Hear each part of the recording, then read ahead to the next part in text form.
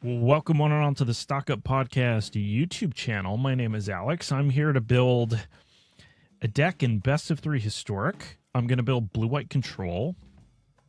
And I have built a lot of Blue-White Controls for this decks for this format already, and I've been playing them a bit. So I kind of know like what the good cards are and ideas of things I want to try. But I'm going to be building a brand new deck for you all. From first principles. There's a couple reasons I'm doing this. One is obviously just so you all can see my deck building process. I know some people find that helpful. And the other is sometimes when I build a deck from scratch like this, I tend to think about the cards I'm putting in a little more deeply rather than just like changing an existing deck I've already been working on. So for that reason, I might like learn something, if that makes sense, for myself, or I might put new cards in it that I wouldn't have otherwise tried. And in this case, actually, something interesting happened. So I was about to record this video, and I was thinking about which deck I was going to build, and this is a companion format. So one of the big decisions you can make in for Blue-White Control specifically is whether to play Yorion Sky Nomad or to play Kihira. You can also not play Companion, but playing Companion is pretty strong. So if I feel like I can, probably will. The benefit of Yorion is it's a pretty strong card, but the deck building cost, I would say, is harsher than Kihira. Kihira, you just can't put like some creatures in your deck that you might want to, but really there's not that many creatures you want to play anyway, so it's kind of a freebie. But all you're really getting at the end of the day is a 3-mana 3/2 Vigilance, which is okay, you know, but it's like kind of not much. Whereas Yorion is like, you know, this big flyer that can draw lots of cards and whatnot. So Yorion's definitely better, but making your deck 20 cards thicker definitely makes it less consistent. First of all, everyone knows you play exactly 60 cards in Constructed. This is so you can maximize your best card, finding your best cards. That's what people talk about, but I think there's actually something else that goes on where you actually open up your draws to more variance. When you have a larger deck, you can think of times where you're like mana screwed and whatnot. I think what can happen if you have a longer deck is, if you think about it rationally, you can just run into pockets of spells that are, you know, deeper, or pockets of lands that are deeper, without that being too much of a statistical anomaly, and therefore making your deck just a little bit less consistent overall, even though like plenty of the cards in your deck are still good. Like even though you have to add 20 cards to your deck, you're still adding really good cards to your deck. But it's really mostly that. It also dilutes your sideboard cards a little bit. You know, you still only get 15 sideboard cards, and when you board in like 2 or 3 sideboard cards for a matchup, you're going to see them less often than if your deck was 60 cards. So it's a pretty big cost. But Yorion's very strong. This format does have a lot of mid-rangey games. One of the best decks in the format is Jund. They use a lot of discard spells. Yorion's particularly good there because you can literally just leave it in your companion zone until you have 8 mana, grab it with the 3 mana cost, then cast it, and, you know, blink all the things that you have on the field, draw a bunch of cards. It could be awesome. So all that being said, these are typically the decisions you have between Kihira and Yorion, and I have built Blue-White Control decks with both. But when I went to record this video, I had the realization that you could probably play Lurrus in Blue-White Control. Now, in a lot of formats, you wouldn't want to do this because your best win conditions are like Teferi, Jason Mind Sculptor, these Planeswalkers. That's sort of true here, but I'm not so sure you need them. I haven't been super impressed with any particular win condition. I've kind of been trying them all, and they're okay. I think the best one is maybe the Wandering Emperor on balance, but even that one, you don't want to play just the Wandering Emperor. You're usually playing some other cards along with it, because that's not quite enough. So yeah, I think I'm going to try a Lurrus deck, basically, for Blue-White Control. Now, typically you see this with Blue-Black Control, and that makes sense, right? You can play it with Dimir Frog, or Snapcaster Mage is good in those style of decks, all that sort of thing. Those decks, lots of people have built those decks, and they're good, and we kind of know about them, so I'm trying to build something new here, try something different. And I don't think many people have, or if anyone that I've seen, has tried building blue-white control with Lurrus. Blue-white has some interesting tools, specifically that blue-black doesn't have, and it has some structural advantages where it tends to be a little bit more of a late-game deck. So I'm going to try Lurrus. I have not built a Lurrus blue-white control deck, so I think this should be interesting. You'll get to see how I build this deck from scratch. So, first of all, we have to take into consideration the companion clause, the stipulation. So each permanent card in my starting deck has to have mana value 2 or less. So I can't have big planeswalkers, can't have big creatures. I can't have temporary lockdown or Pinnacle Stargate. Pinnacle Stargate's kind of what I've been playing in my other decks as a sweeper, and that doesn't work here. So that's unfortunate, but I think it might be worth the cost, you know.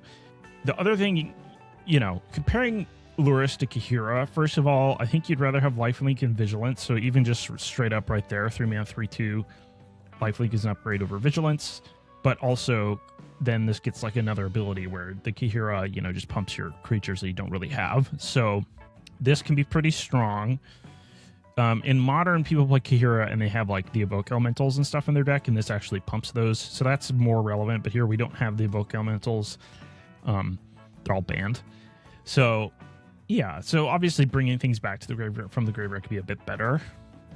I don't know how much I'm going to prioritize cards. I would probably play Mishra's Bauble if I had it, but that is also not legal in Historic. So yeah, we're going to have to find some other little trinkety thing to bring back. Although, to be honest, I'm not going to be that worried about it. As long as I have a few things, that should be fine. So again, usually when I'm building decks, I tend to start with the mana base. I don't always complete the mana base 100%, but if you start with the mana base, you get an idea for where you could go with the spells in your deck. So I think that's important. First thing to do, of course, pick some nice basic lands. So, Lurrus, let's see. It's like a shadow creature. I think we're going to have to go with some Lorwyn lands, you know, or some Shadowmoor lands. Yeah, these fit Lurrus, don't they? This is a very Lurrus-y land. We'll go with that one for an island. And let's look at the plains. Oh, this one fits nicely, I think. Yeah, we'll go with those. Okay. And then something to consider is you do not have fetch lands in Historic. Fetch lands are banned, like, you know, Flooded Strand, Polluted Delta, that sort of thing. You do have Prismatic Vista, which most people play.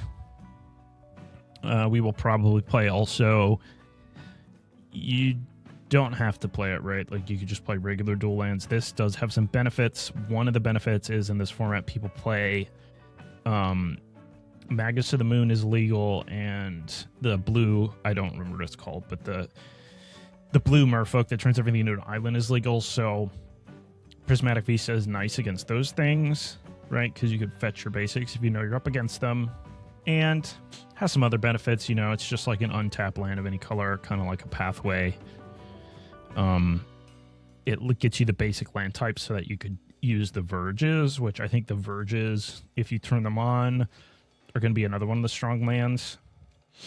So I'm going to be tempted to play Verge. Hollowed Fountain, the shock lands are basically the best lands, still, even in Historic, so for those. And we'll start there. So the other thing we might consider, before we go too much further, is we have to consider our win condition. So Lurrus can be a win condition, but since we can't play planeswalkers or big creatures, we may be inclined to put lands in our deck that are win conditions, and those options are like Restless Anchorage, Celestial Colonnade, and boy, I don't even know what else you could use. I guess you could use like a castle, a white castle. That creates a 1/1 every turn. I don't love that though. Castle. Yeah, this land has problems. It's just not that strong. You could play Hall of the Storm Giants, right? 7/7. Ward 3, that's a pretty good win condition. Could play Fountain Port. I think I'm going to be more inclined to use Demolition Field for my Kolos slots in this format. This Fountain Port is a little slow for sure. For very high level, power level format like Historic. But, I mean, it is a win condition. Yeah, I probably don't want Fountain Port. What would be my other option? So those are pretty much my options for win conditions for lands. And obviously, if you're playing these, the verges get worse because you're not playing the other tap lands you could be playing, which would be like the Surveil lands or the Cycling lands, which have a basic land type, which is better for your verge. The other win conditions we could play, I have thought about, is we could play Wan Shi Tong. So Wan Shi Tong has been in my other decks anyways because I've been playing Path to Exile and Field of Ruin. And it's just like, it's a pretty strong card. And this does work with Lurrus. You could, when it's in your graveyard, you can cast it. So you can cast it for 6 mana or whatever. So that's kind of nice. It's not a very resilient win condition because people play with Fatal Push. It'll just get Fatal Pushed a lot of the time. But maybe between Lurrus and Wan Shi Tong, that's enough. You could also play Snapcaster Mage, which, not a very reliable win condition. It's only a 2-1. I'm probably not going to play Snapcaster Mage, but it is good with Lurrus, so I'm going to keep that in mind. Tamiyo is a Planeswalker that you could play. Probably will play. But Tamiyo doesn't actually win the game on its own. So, yeah, the only other win conditions in Blue-White would be like a white card that generates tokens. Something to that effect. I can't think of any high-powered ones that do that. But like maybe there's something in like an arena. Like maybe there's like an alchemy card that does something. Because another thing about Historic is all the alchemy cards are legal. And I don't know what all of them do because I don't play alchemy, so I don't see them come out. Funny, we can play Decree of Justice. So this is basically 3x in cycling to make 1/1s. Yeah, I don't think that's good enough. Can't play Shark Typhoon. That doesn't fit the criteria. We want Fractured Identity. You could take your opponent's win conditions. Doesn't sound terrible, although obviously that's quite expensive. Blot Out the Sky. Certainly I'm not seeing anything. Oh, I didn't have things not in my collection selected. Let me look again. This thing... No. Yeah, Secure the Waste, like... In theory, you could use that. I think it's a little too weak. Amiria's Call. This would be a decent win condition, but I don't think it'd be any better than, say, Colonnade or Restless Anchorage. So I am leaning towards using the lands as our way to actually win the game. Yeah, I think that's what we'll do. And I think we don't want too many tap lands in our deck. I would kind of consider Hall the Storm Giant a tap land, even though it comes in untapped early, because just most of the game it comes in tapped. So I'd probably play like 4 max between these. And which one's the best? You probably want to mix. Well, probably want a mix of Hall the Storm Giants and then like whichever of these is better. But I'm not sure what's better. So Colonnade's bigger when right away. So like if you need to block with it or finish off a Planeswalker, this one's bigger. So you should probably use Colonnade, although the Restless Anchorage is definitely better as a finisher because while it's attacking, it's growing and it's growing, so it'll eventually get up to the size of Colonnade, but then also it's giving you a little bit of explore action, which is like a mixture of card advantage or at least card selection, which could be good. I'm really not sure. What I might do, I'm pretty sure one is better, and I just don't know. So I'll probably play with one of each and try when I'm playing the games, actually playing the games, which I will be doing on ladder, and I'll record some of those. I will be paying attention to which one I think is better. Then in the future, I'll make the change. But yeah, in the meantime, I think maybe just try it like this. Do I need 2 halls? I think maybe 3 is enough, even though 4 would be better. Is there... Because the thing is like... Fatal Push kills all of them. People play Fatal Push. People don't play a lot of red removal. Like, in theory, Restless Anchorage gets Lightning Bolted and Colonnade doesn't, but people don't play with Lightning Bolt. So... yeah, it's close. We'll come back to that. Now, if we're playing these...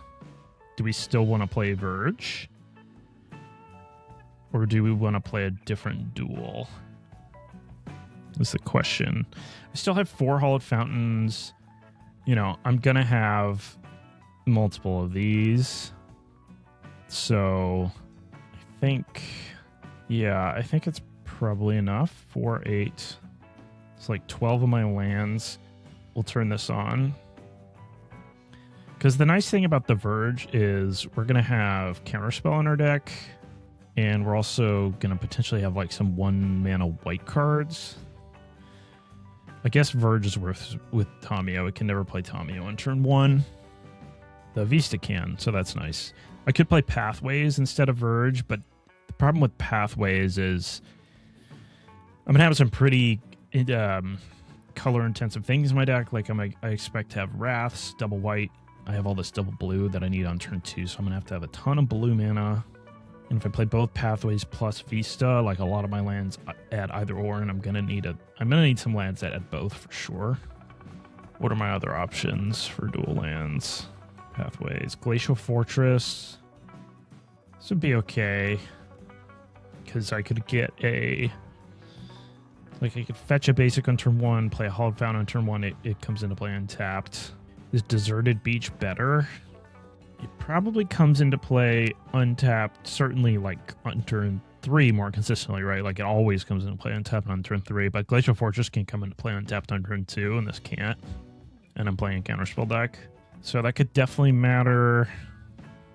It's close. Seacrum Coast is an option. It's kind of like adding more tap lands, though, because, you know, this game is going to go long, ideally, and it's going to be coming into play tapped.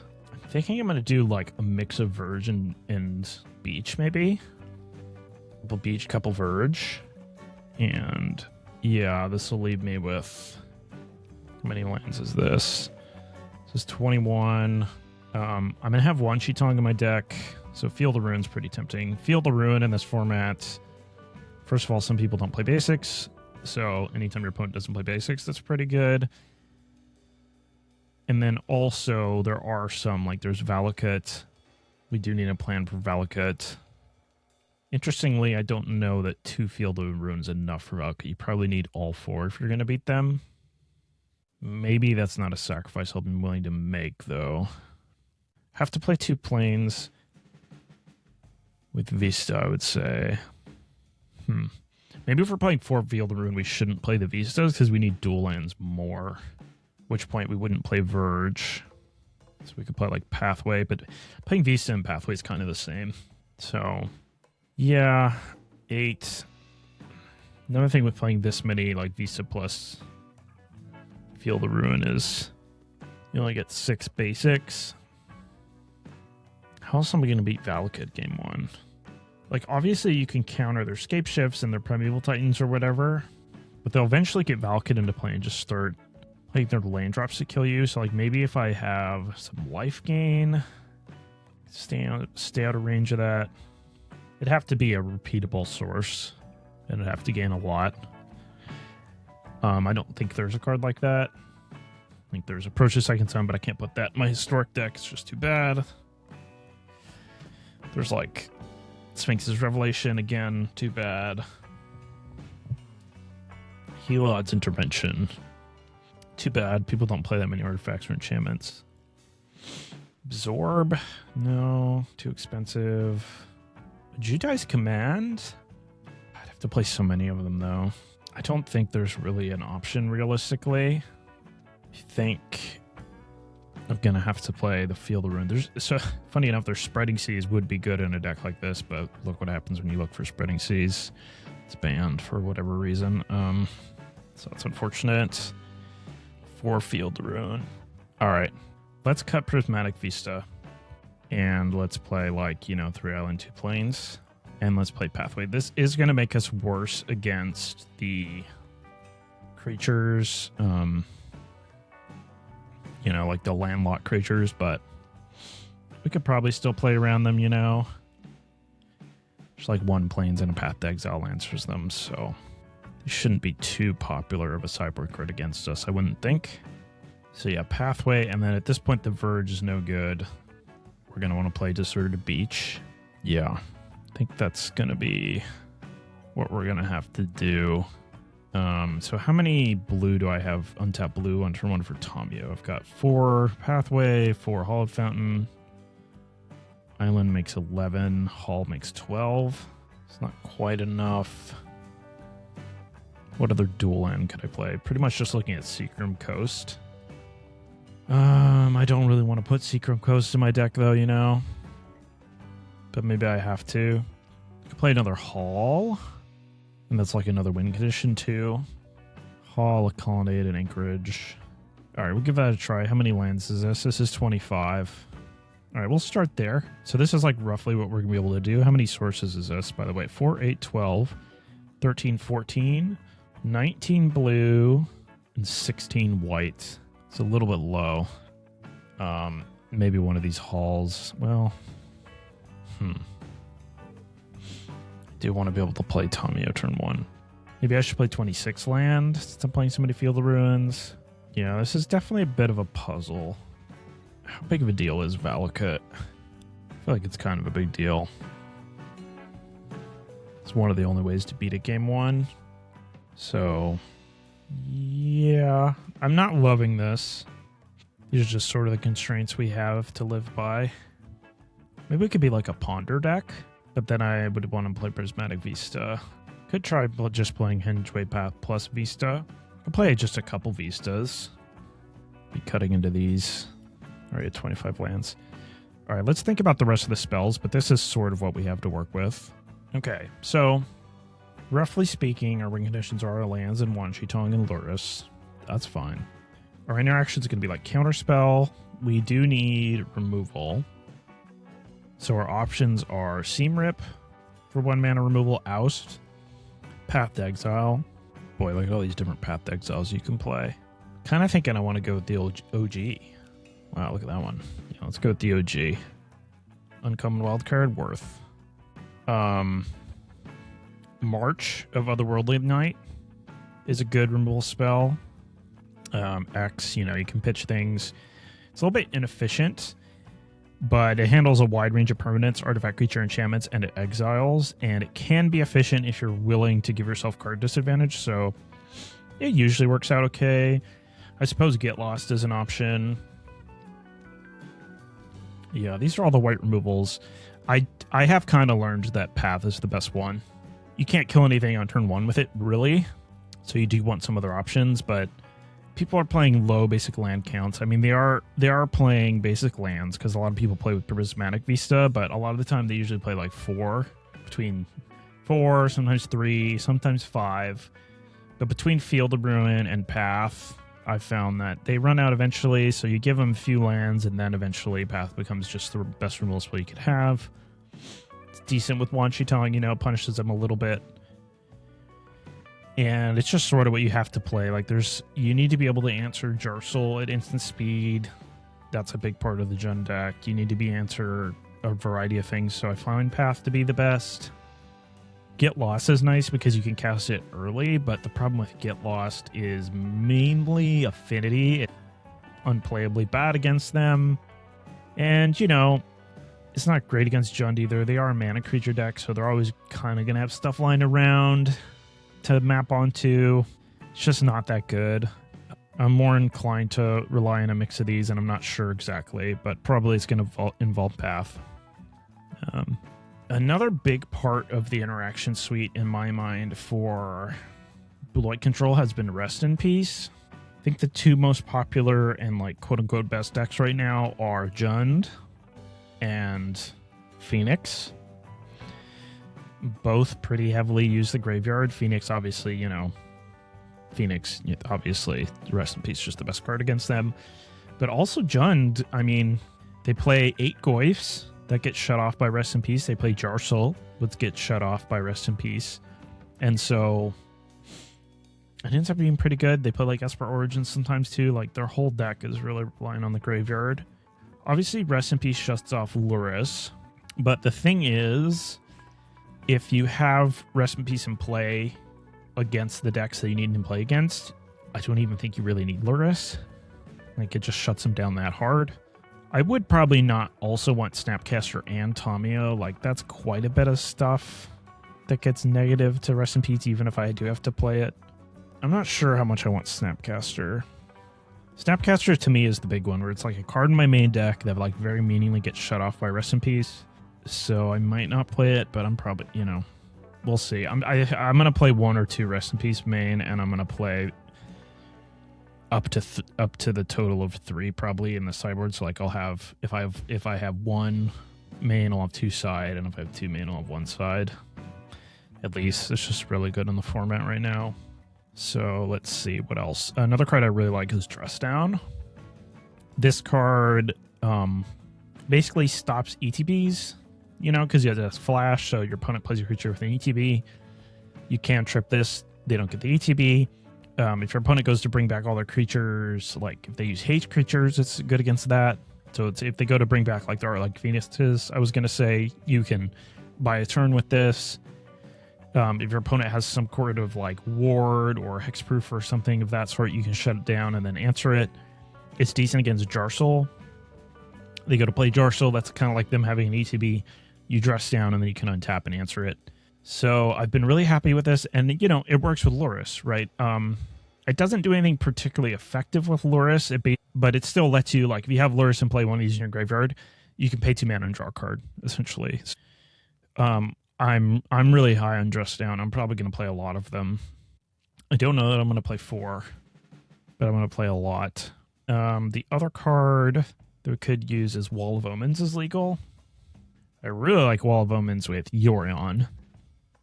I'm not so sure I want it. Like, I haven't been playing it in Kira. Well, obviously you can't play with Kira because it's a wall. But I might play it with Lurrus, you know? It's just another thing that, like, maybe it'll be in my graveyard when I play Lurrus and I can get it back. So that's tempting. You need a sweeper in this format, as Supreme Verdict's quite good. It's just, you know, 4 mana. The Can't Be Counter clause is pretty huge against both Affinity and Blue-Black Frog. So really happy with that. Going to play at least 3 with the 4th either in the main or the sideboard. Probably the 4th in the sideboard for a 60-card deck. And then we're going to need some card drawing. We do have Wan Shi Tong. The best card drawing, I think, is just Consult still. Yeah. Play Consult. And then this is like, you know, not quite card drawing, but it is some card advantage. Cryptic Command is legal. Cryptic Command's quite good. You could also play, interesting enough, there's Mystic Confluence. This is a Cube All-Star, right? For those of you who like Cube. Arguably better than Cryptic Command and Cube. Most of that's because it's more castable in a wider variety of decks. But basically, it's like Super Cryptic Command, but it costs another mana. The counter ability is worse, but what you can do is you get to choose these. You can choose 3 of these modes, and you can choose the same one multiple times. So you could choose the Mana Leak mode on this multiple times if you really need to counter something cheap in the late game. It's a little awkward if they have, like, you know, 7 mana and they peel like a 1 mana spell you really need to counter. But, you know, then you'd have to use triple Mana Leak. But that's not very common. And you could just use this as a draw 3, you know. You could use it as a triple bounce. There's all sorts of things. I think Cryptic Command's better, though. We're already going to have the blue for it, and it's just cheaper. And honestly, tap all creatures your opponents control can sometimes be better than bounce 3 things if your opponent has a ton of creatures, you know? So, yeah, I'm probably going to play Cryptic Command. I've been pretty happy with this card overall. Like I said, there's a lot of mid-range matchups where they're just sort of jamming, like, decently expensive, high-impact spells, and Cryptic Command is perfect because you leave up 4 mana, they cast something, you counter it and draw a card. It's just can be backbreaking. So yeah, probably playing some Cryptics. Notably, we're already have too many cards, which is funny because we don't, you know, we can't even play some of the cards that we would normally play. But yeah, this is mostly looks pretty good. We have to decide on some cuts. And, you know, I could kind of see wanting to play more Tamios, although the thing with Tamio is you kind of want to be able to flip it, although it's not that important, right? How am I flipping it in this deck? I'm mostly just, like, cracking 2 clues or playing a wall plus a clue. I could play some number of Brain Surge, draw 4 and put 2 back. I mean, that flips it right away, right? Instead of like a couple consults. This is, even though it's a draw 4, it's only a plus. You're only going up a card, so it's kind of like, it's like a divination's worth of card drawing, because even though you're drawing 4, you're putting 2 back and you're spending a card, so you're only going up 1 card. Just like Consult, you know, it's like a divination's worth. Consult, obviously, into the late game gets you a lot deeper than Brain Surge does. That being said, Brain Surge is pretty good. Again, though, that's making me want to play with a Vista, so I might want to change the mana base for that reason again. What was the reason that we were on Pathway? Oh, because we wanted lots of untap blue, but we didn't want to play both Pathway plus Vista, because we didn't have enough real dual lands. Play Tamio. Do I even want Tamio in this deck? Probably. It's just like another thing to get back with Lurrus. And it's 1 mana, so, you know, for 4 mana I could play Lurrus and get something back. That's pretty nice. 2 is probably the right number. It could play 3. It does turn into a Planeswalker. I don't have Jace or Teferi or anything, or Wandering Upper, so having some Planeswalkers is nice. Tamio. I mean, it's really good on turn 1. Obviously, opponent's just going to kill it a lot of the time. But then we get it back. It's pretty nice, though. If I played Tamio and I played blue Brain Surge, I could play Ponder. Kind of have a lot of cantrips, though, so I don't really need Ponder. I think I'm going to cut these Snapcaster Mages. They're really only getting... I mean, Counterspell Path, it's pretty good. I would want to play Ponder, I think, if I was going to play Snapcaster, but because I have like Dress Down and Wall, I don't think I want those, and I want Dress Down more than I want Ponder. I guess I don't have to have Wall. I could have like Ponder and Snapcaster Mage instead of Wall. Wall is only okay. It's kind of nice with Path. Gives you something decent to Path if your Paths aren't doing much. Snapcaster. Then I'd be playing Snapcaster Rest in Peace, which I don't love. In addition to Tamio, so like could run into trouble against like Jund, say, where I have to play Rest in Peace, and then maybe it shuts off too many of my cards. Let's not play Snapcaster. Not play Ponder. Still play Wall, I think. I guess I don't have to play 4 Wall. I could play like 2. Do I want Brain Surge? It's really good with Tamio. Otherwise, Consult is mostly better. I mean, it's nice that Brain Surge costs 3. I don't really have anything that costs 3, so some of the time I'm going to have 3 mana, and be nice to use it. Wan Shi Tong essentially costs 4, I would say. Consult essentially costs 4. Obviously, Consult does other things. You can cast it for 2, which is pretty nice. Brain Surge. Just out of curiosity, are there any miracles in this format? Miracles are pretty good with Brain Surge. No. Alright, fair enough. Yeah, I don't know. Do I have to have Brain Surge to play Tamio? I guess not. Like, why is that necessary? Just flips it easier. Tamio's are turning on Fatal Push, but so is Wan Shi Tong and so is Lurrus, so turning on Fatal Push is kind of okay. I mean, yeah, they could push Wall too. Maybe I don't want Wall when I have Tamio, though, because I want to leave up 2 mana. If that's the case, I have Tamio, Dress Down, and Wan Shi Tong to get back with Lurrus. Is that enough stuff? I think so. Now, Dress Down obviously doesn't work to flip Tamio. I'm cutting my walls. Is Wall of Omens good in this format? That's a question I have to think about. Not good against Phoenix, both because the body doesn't block anything really, and, you know, Path is good against them, so, like, it's not something to Path. It's not good against... Well, it's okay against Jund. They've got 3/3s and humongous things to chump and that sort of thing. Harks to block. Wall of them, like I just played against on the ladder with a different deck, someone playing mono white. Played against that several times. I played against mono black. I played against goblins. Wall of Omens is good against all these things. I think I'm going to try leading into Tamio with this deck. So I'm going to cut Wall. And I'm going to try 4 Brain Surge, I think. Yeah. So now I have Dress Down, Tamio, Wan Shi Tong to get back with Lurrus.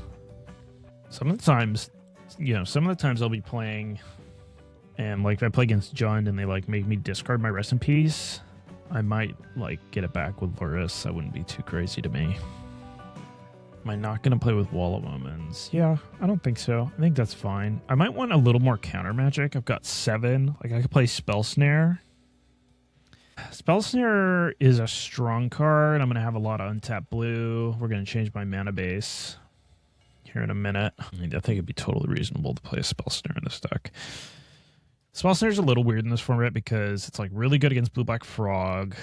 That's another popular deck, by the way. But it's not good against Jund, really. They've got some targets, but it's just not, you know, it's not great. Like, they play discard spells, so they'll see it in your hand, and if you have a blue open mana, they won't play, like, one of their two, you know, they've got, like, 2 different 2-drops in their deck. Just won't play one. It's not great there, and it's not great against Phoenix, although it's passable. They have Manamorphose as, I think, the only target for it. But it is really good against Frog, and it's really good against, like, a lot of random decks, you know? So don't hate playing that. Another counter spell that's good is Reprieve. This is basically like an improved Remand for white mana. It's improved in the sense that it works against things that can't be countered. Because you're not actually countering anything, you're just bouncing a spell. So that's kind of nice. I wouldn't play too many of these because basically people play a lot of low converted mana cost cards. And this is at its best against high converted mana cost cards because, like, let's say they play a really good 2-mana spell. You want to counter. A lot of the time they're just going to be able to replay it. Sometimes even in the same turns. So it's not super great. Like, counterspell is definitely better. But I think, like, one Reprieve would be better than, like, my next best option with counterspell, which I assume is, what, Mana Leak? Maybe No More Lies, but probably Mana Leak. I think I'd rather have one Reprieve. It's good against flashback spells. Good against 4-drops. People play some of those. Good against other counter spells. Alright, let's change this mana base to fit Brain Surge. So that means we need Vista. Man, it's kind of tough to work in Vista plus Field of Ruin. But I just feel like I have to have Field of Ruin. I mean, Field of Ruin, honestly, can shuffle with Brain Surge too, which is nice. Yeah, I mean, I just gotta have Vista, right? So let's cut the pathways for Vistas. And Deserted Beach can probably go back to Verge. And let's see. Ideally, I would have like 8 basics, but maybe I can't afford to play that many. I could probably play 5 islands. Maybe I have to cut like a hall, though, at that point. Maybe even both halls. Let's see. Put the Verge back. So now for turn 1 blue, we've got 4, 8, 13, which is as much as we had last time. So I think that's fine. That's like kind of the minimum I would want, but that's where we're at. And then we're down to only 2 manlands as win conditions. So our win condition is 2 manland, 2 Wanshitong, and a Lurrus. It's pretty low. Probably have something else, like maybe a White Castle. I don't really want to add too many more non-island things to my deck with Counterspell and Cryptic, though. I've already got 6. How many total sources am I at? 4, 8, 12, 13, 14, so 19 blue. That's basically the minimum for Counterspell and Cryptic. 20 would probably be better, but 19's a minimum. Okay, maybe I play 26 land, and I just add a Hall. Storm Giants. Maybe another creature land. I think Hall. Well, I kind of want another white. Just add another Colonnade. 3 tap lands total. 26 land is a lot. I guess one of these Verges could be like an Anchorage. 4, 8, 15. So this is 17 white. That's a little better for casting Verdict on turn 4. For sure. Man, 26 land is a lot. Sometimes a card I play in this format is Lorien Revealed. Island cycling for 1.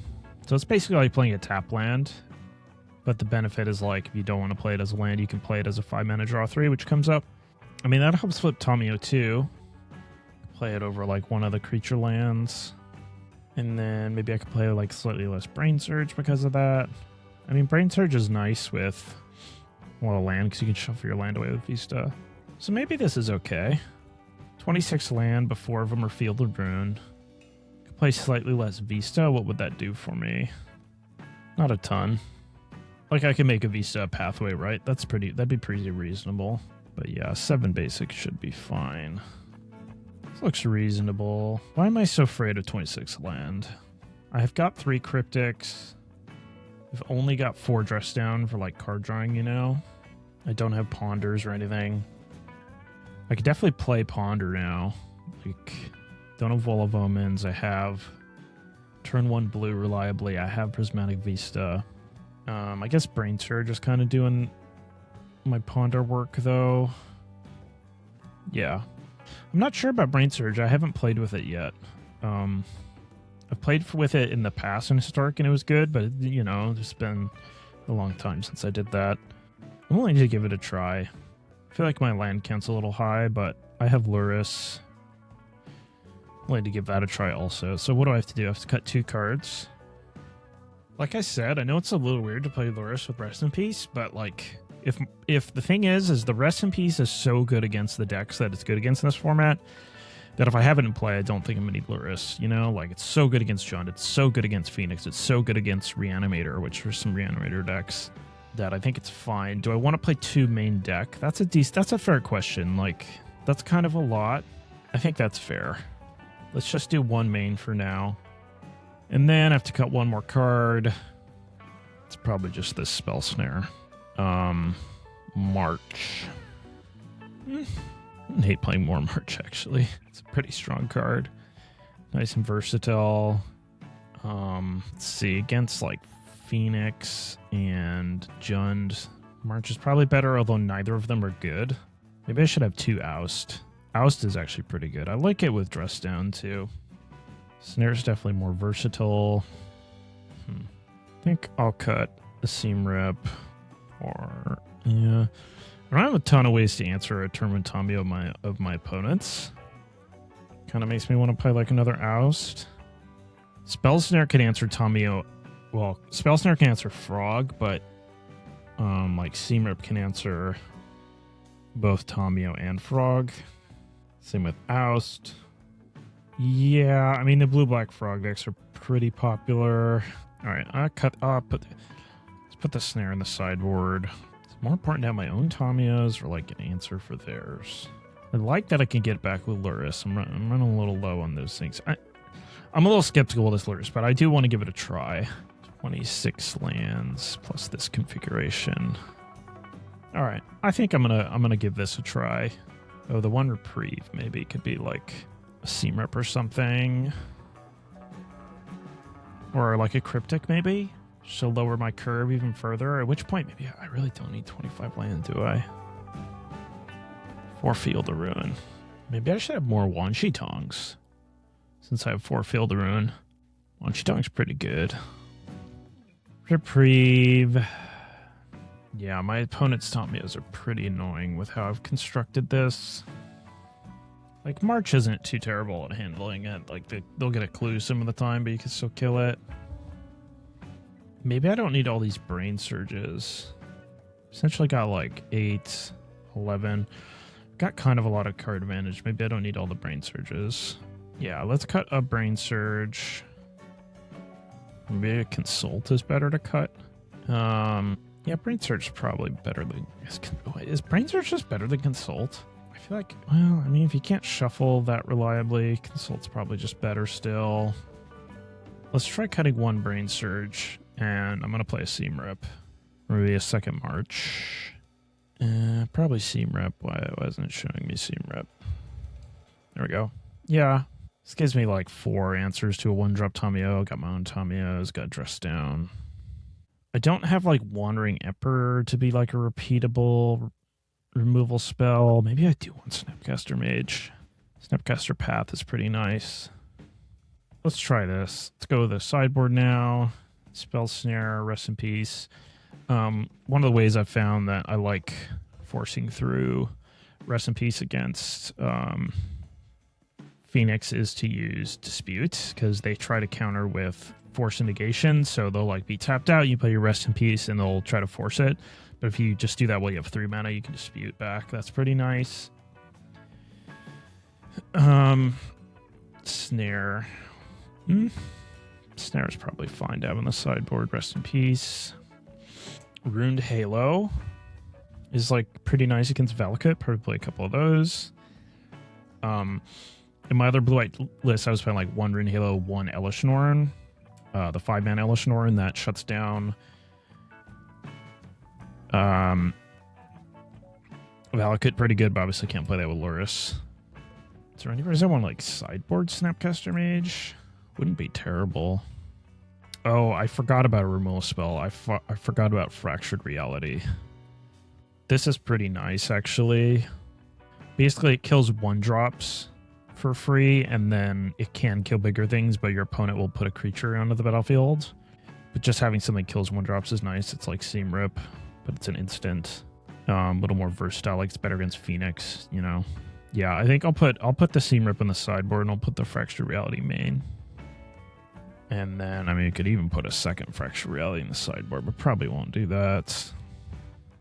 Can't play Lockdown against Affinity, so I do want something that's really kind of a hammer against them. What is that going to be? Probably just... what's it called? Explosion, maybe? Explosion.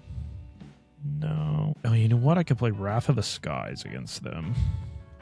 This would require like 4 mana to be good against them, but obviously it'd hit like all the artifacts and stuff. And sometimes you could do it for probably just 3 mana or even just 2. Am I going to have any enchantments in play against them? Maybe Seam Rip, so I'd have to cut Seam Rip. But that would give me Verdict plus Wrath of the Skies. My other option is, again, would be Divine Purge.